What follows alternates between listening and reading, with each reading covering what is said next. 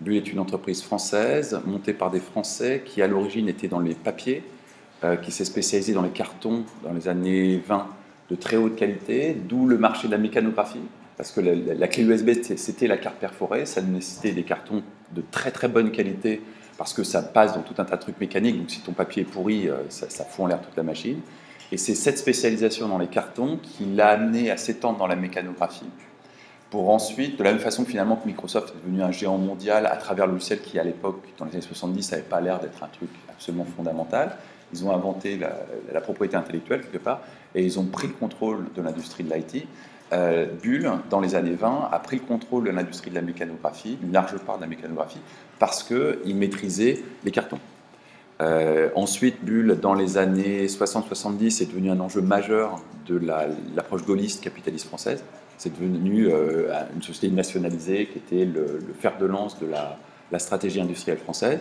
Ça a été ensuite privatisé, et puis à nouveau, sous Sarkozy, ça a été plus ou moins racheté, une fusion-acquisition qui en fait un tour de passe-passe en termes de fusion-acquisition qui a fait que le contrôle a changé.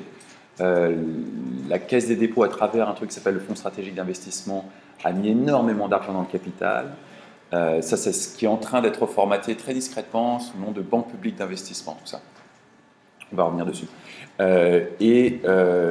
A complètement orienté sa stratégie industrielle sur l'industrie de la surveillance. C'est à travers des marques comme Amesis, qu'on trouve partout au Moyen-Orient, partout en Afrique de l'Ouest et un peu au Maghreb, qu'on a exporté savoir-faire qui est typiquement français. À Rabat, en l'occurrence, entre autres. Aujourd'hui, cette transformation radicale de Bull en marchand d'armes numérique, c'est l'œuvre de Nicolas Sarkozy, très clairement. Très, très clairement. Et l'œuvre est continuée par le gouvernement actuel, sans broncher. Tous les contrats qui ont été passés sous Nicolas Sarkozy avec une myriade de dictatures pour installer des sociétés de la surveillance un peu partout dans le monde continuent. Il n'y a jamais eu un moment où ils ont envisagé de les arrêter.